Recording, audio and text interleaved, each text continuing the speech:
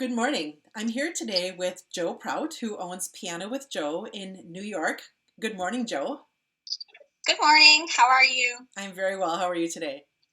Good, thanks. Good. I'm really excited to talk to you and see what you're doing in your studio and how you're using online lessons and how you've pivoted and adapted to reach out and stay connected with your families and your teaching.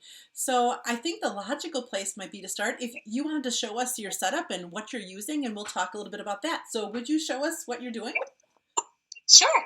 Okay, I am in rural New York, and we're like 2 hours north of New York City. So we are at the base of the Catskill Mountains. So we have big mountains blocking all of our signals, and a lot of us, 1 month before COVID hit, we finally got cable. Finally run to our road. So yay, I have online access. We had to use satellite before, and that's weather dependent. And so anyway, with that setup, I am only using my phone. I just use my phone. I use my phone with Messenger, just like we are, for majority of my students. And I have one student who prefers Skype because his internet is much worse than mine. And that's what the mom could do. So, and I use my phone for Skype as well. So I understand there's a lot of things you can do on Skype. I'm not really an aficionado with that. I'm not really techie. So what I do is I have my phone, and I'm going to flip you around real quick here. And this is my piano, and I simply prop my phone right there when I want them to see me and my keyboard.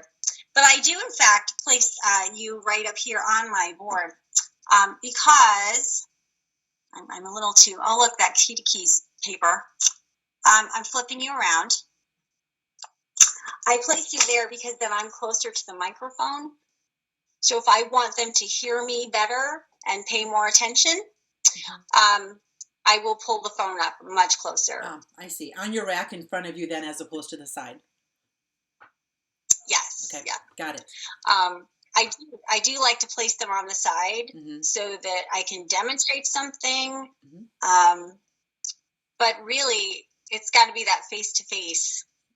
And especially for the little guys, sometimes you have to say, hello, hello. Definitely. What ages are you still teaching online? I have, my youngest is 6 now. Okay. And my youngest is 6, and the oldest is 16. Okay, nice. So good. Quite the growth. Yeah. Right. So I like your setup, and it's exactly what I do. Phone on the side, that little crook of the piano. It works really well. Yeah. Yeah. And so if you ever need to just, I had to discover something the other day when I needed to just do something from overhead, and I picked up my phone and showed them my hands that way. Is that what you've done as well? I have done that, literally manipulating the phone over it. And then you have to kind of peek underneath. Am I showing you? And I finally got wise, and now I just hit the reverse the selfie button on, these things that takes me a long time to figure out. But we're all learning and figuring out, and it's just the nature of it right now because that's adapting, right? We're figuring it out as we need to. That's it. Yeah, definitely. Good. So do they ever, how are you sharing the music with them, or how are you seeing what they're using for their music? In terms of, well, tell me what you mean by that. I mean, I have given them music, or they've purchased music. Sure. So give me an example of a book that you're using and how you are maybe following along in your part so that you're teaching from maybe the same score that they're looking at. What's a resource that you're using, and how are you doing that? Okay, I was always a hands-on. I like to hold this paper book. I like this book. And I just got a new student. She's 7 and homeschooled. And they, just right before we went into lockdown, and so she has the physical book at home, but I didn't have a copy because I was just looking at hers. So luckily, these things are available digitally. Mm-hmm. So I purchased my digital, and yet when it's time for her lesson, I've just been printing out. So now here I am. I've got my printout book because I still need that paper in front of me. I know a lot of teachers will just pull up a laptop or use an iPad. So just as an aside, I have my physical. I'm with you. Paper. I'm a hard copy kind of gal. What I will have, and this is a plug for Piano Pronto, which wasn't planned. We didn't talk about putting this in here, but so much of the music that I have is digital versions, and that online viewer has just been a heaven sent, because I personally can have my iPad in front of me with the digital viewer, and I have my phone in the little crook of my piano, and I can at least open things up in my online viewer, and there's nothing quite like the instantaneous order and having it take in there. But like you, I'm a paper copy girl, and I like it, but thank heavens for companies like Piano Pronto that have digital options available for us. So all right, so you're still using paper copy, and your students have paper copy, and so that's your reference. Okay. And also, like this morning, just before I talked to you, I had my 6-year-old, and he's in a Piano Pronto book. I think the very young one, and he's 6, and he's still in kindergarten, and he's having to sit down at a piano. It's just not working. He's a very busy boy. He's very musical, but he just doesn't have that patience. He was working through. He didn't want to do it. Didn't want to do it. And I'm like, grab your road trip, because we're using it, supplemental. And guess what? And I will hold the book up. I will literally hold it up. And I know that image is backwards. And I tell them, I know this is backwards, but I'm on this page. Right. And he can say, I'm on that page too. All right. And so we pulled up this road trip, and we look at this beautiful picture. Look at this beautiful, beautiful picture. And my poor 6-year-old, I'm like, grab your pencil. There's no pencil because it's at home, right? Yeah. Grab your crayon. I don't know where's the crayon. Mom comes in. Is a marker okay? I'm like, anything, just get anything. And we look at this. I'm like, I read him the little poem on the top, and he's kind of listening. And now he's like, do I get to color? I'm like, yeah, but let's look at this first. And all of a sudden he recognizes a note on that page hidden in there. The hidden pictures idea is wonderful. And then pretty soon we're talking about those ants, and oh, what is that? Oh, what is that? Oh, I see that. I recognize that. And we're doing music. We're talking about music. And then we looked at those symbols, the sharp sign, the hashtag. See that hashtag? That's called a sharp. And, let's look at Lost My Lure. And then I can flip my camera. I can flip it, and I say, look at my piano. This is how your hand should be. This is where it is. And literally, I know all of you know this. I'm going to flip you. Here we go. I'm literally saying, look, see, here's middle C. Now your hand's going to go this direction. And there's your E. Just that physical movement, instead of saying, go up the piano, go down the piano. Those are concepts that we need to be working on. And he's got those concepts. Right. Because he's been with me. He did Kitty Keys, like an actual whole curriculum over last year or 2 years ago. So he's my Kitty Keys baby. Yeah. Oh, how sweet. He knows the concepts, but once you're at home and baby sister's crying and mom is in the other room trying to keep the siblings quiet, and you just physically use your phone. Here we go. Yeah. It's right here. That was really smart that you knew to switch directions and kind of maybe wake up his brain in a different way and give him something visually different to look at. And pull him in with that little conversation about something before you went back to the song.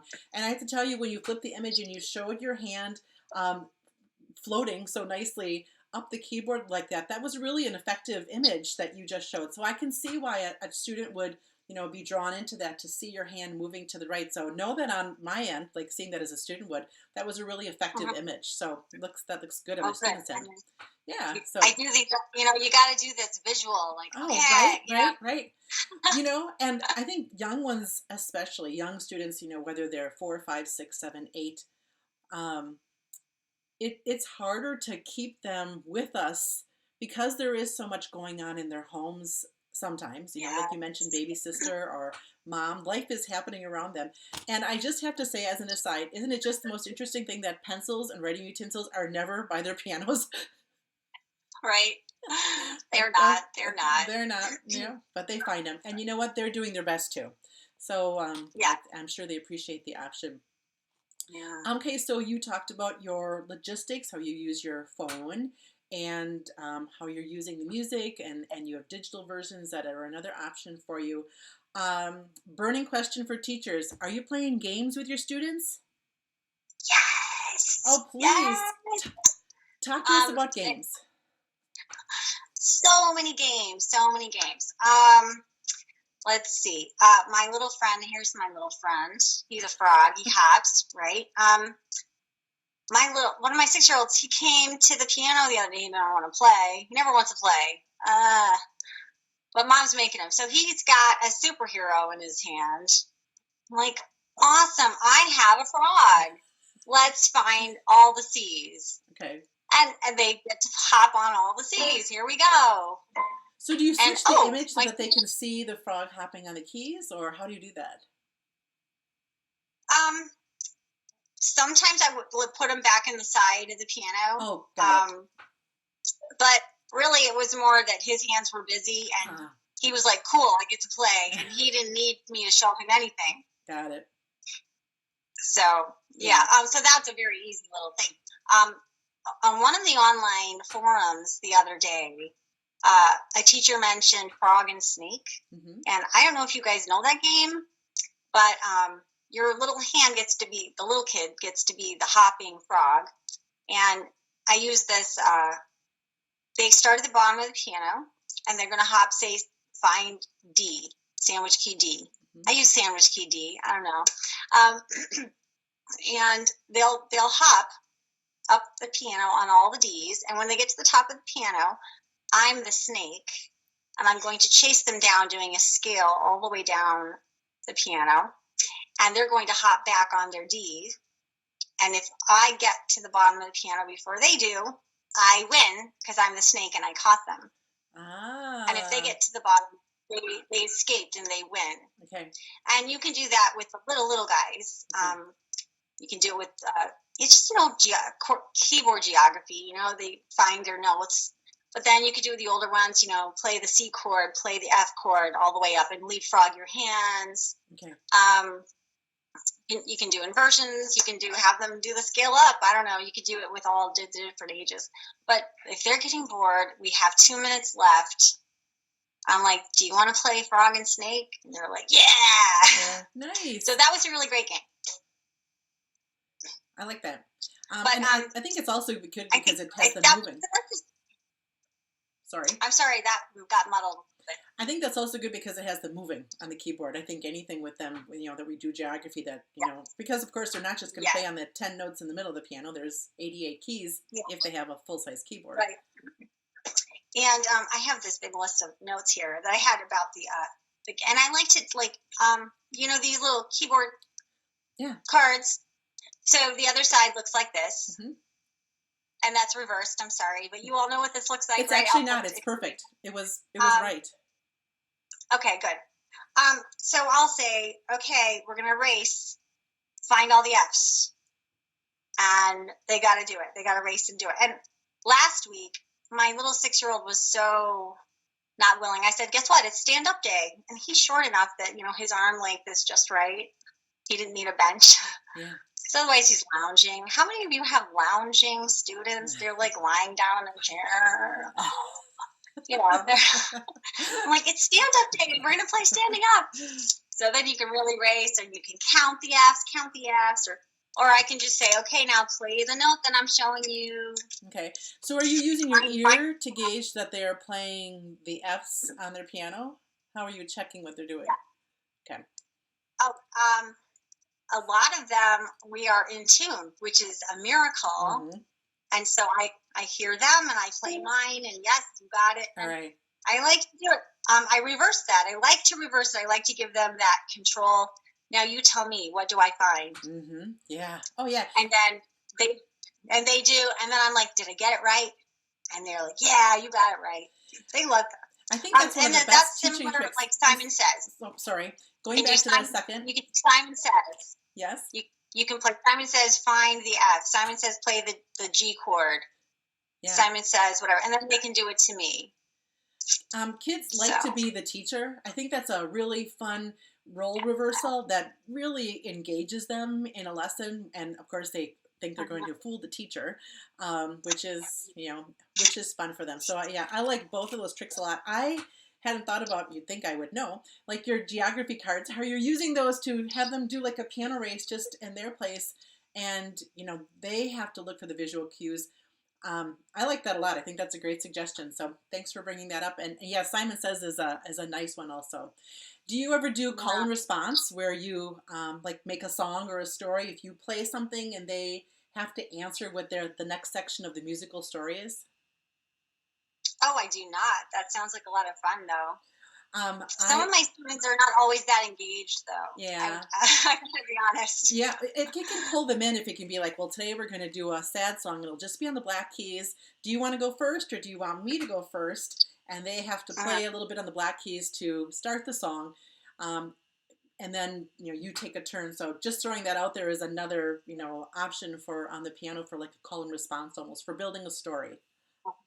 Yeah. So that's improvisation. Yeah, right. Exactly. I play tag with them. Somebody said this somewhere. Yeah. Yep.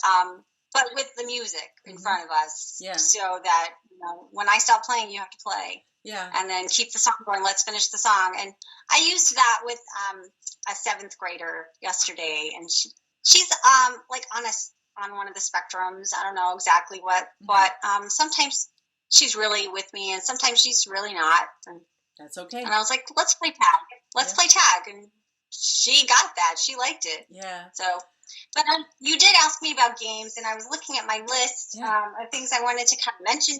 And I'm going to reach behind me here. Yep. This road trip bingo. Mm-hmm.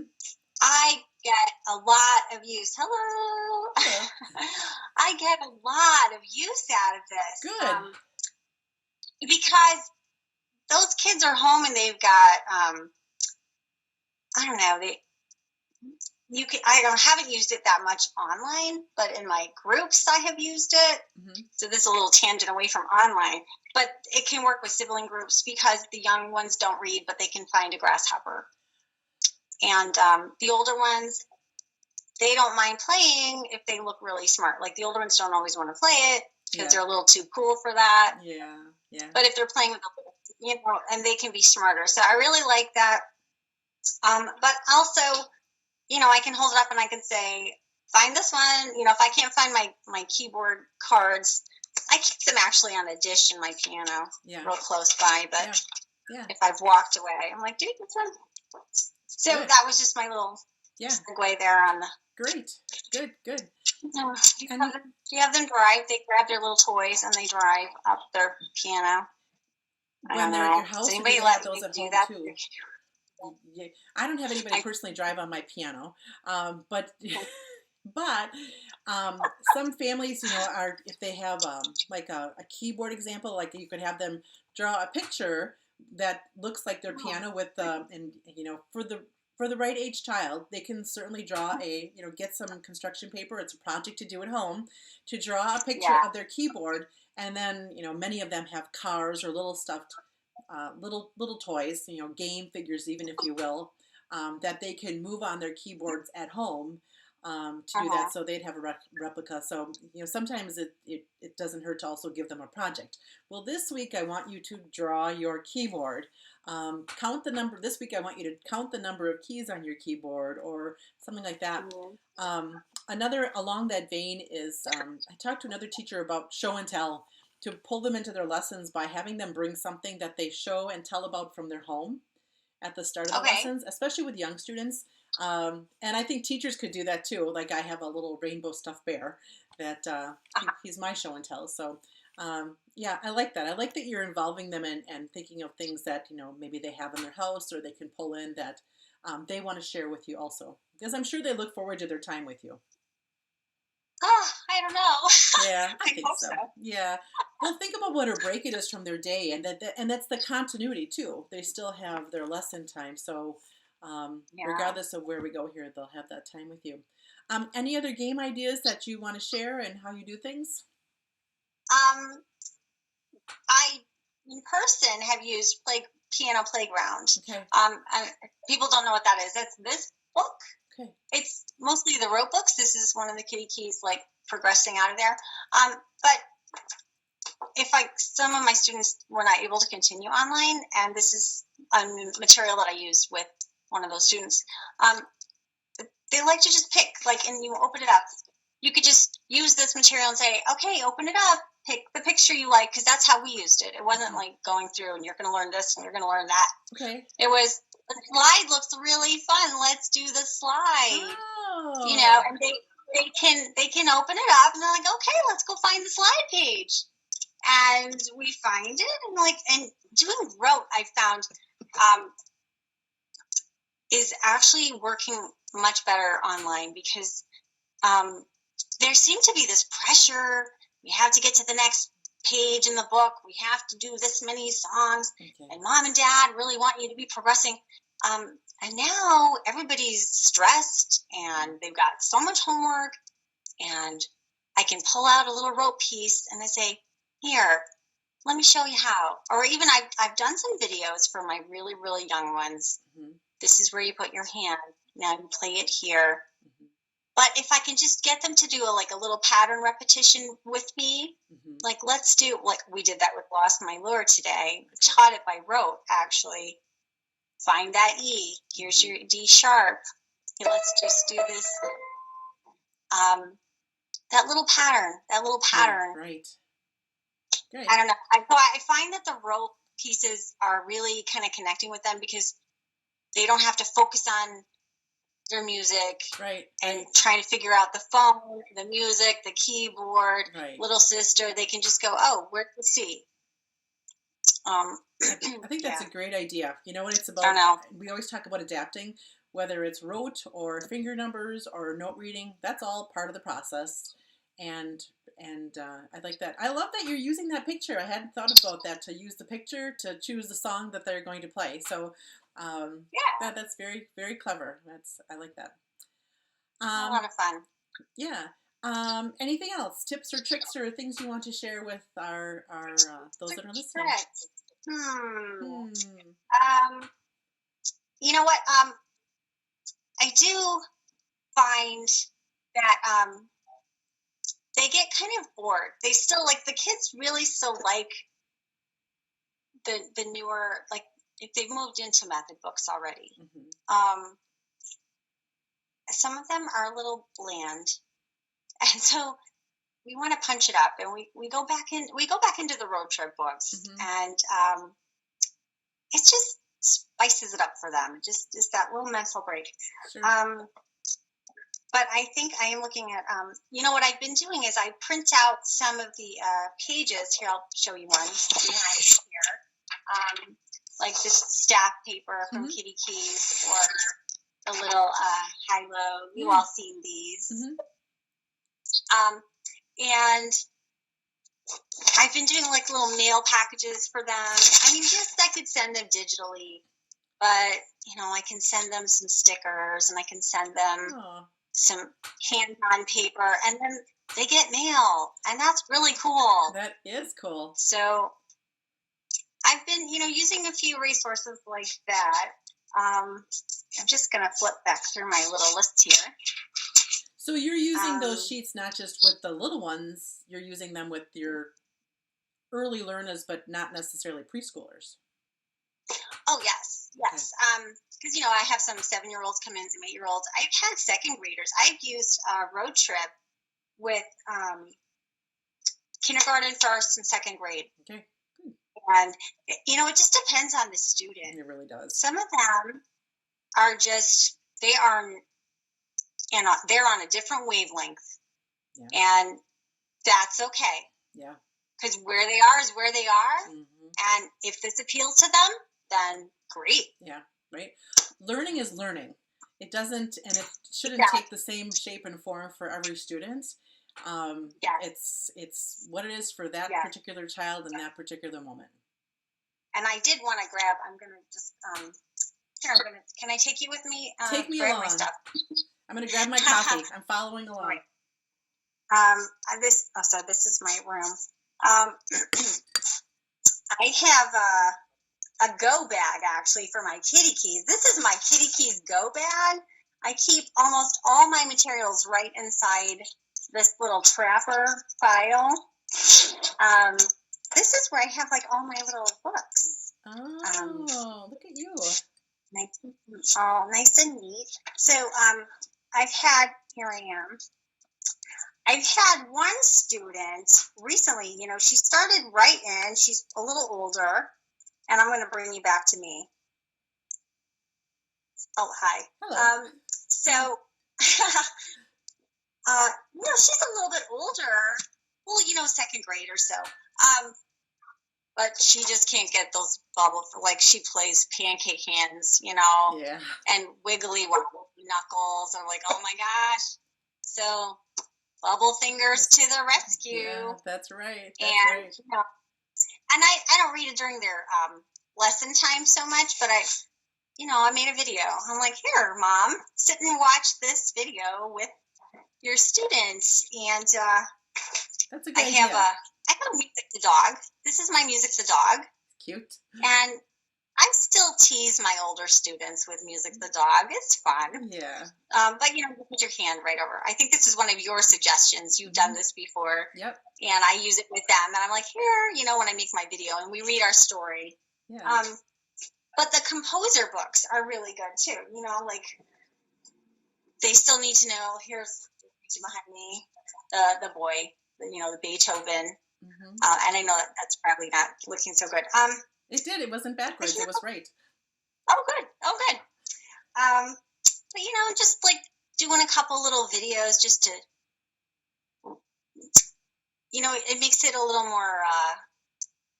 bit more continuity. Okay. Between lessons. I like that. And it's a little more personable because in person I am all like, high fives and show me what you've got and how's it going. Yeah. And online I'm on, and then how many more minutes do I have? I hear that all the time. Yeah. And they're like, are we done yet? And I'm like, well, you want to play a game?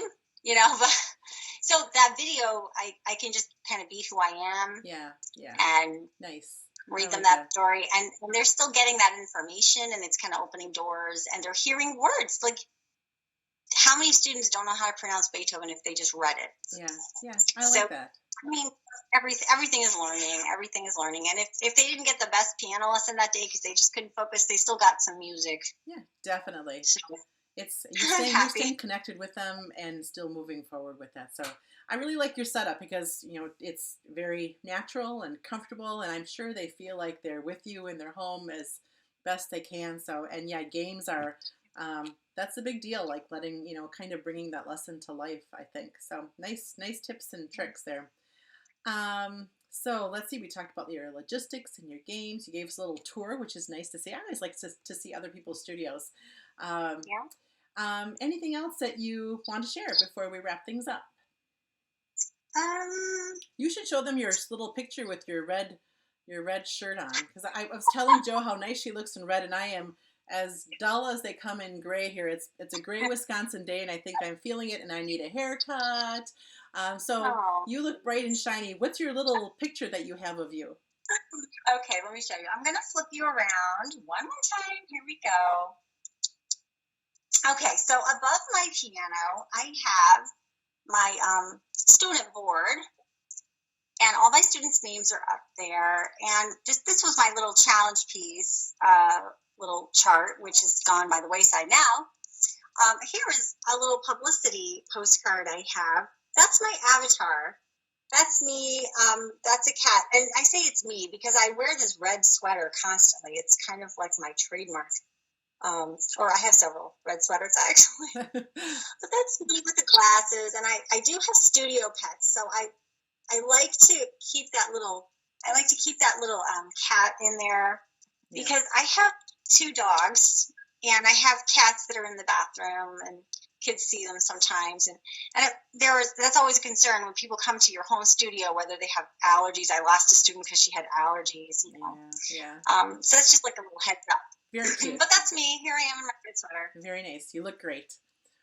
All right. Well, thank Thanks. you. Thanks for taking the time to chat. It was good to. It's always good to connect and have coffee Yeah. together. So, Yeah. thanks for your time. And what I'm going to do, Joe, is, and to anybody watching, this will be posted in the Kitty Keys discussion group. And I will, suggest that anybody if had comments or questions that they want to follow up with, we'll have them be able to post that in the group so we can circle back around and see if anybody has questions or things that they would like you to expound on. All right? Sure. I love to chat with people. All right. Very good. Thanks and have a great day. Thank you, Chris. Okay. Bye-bye, everybody. Bye-bye.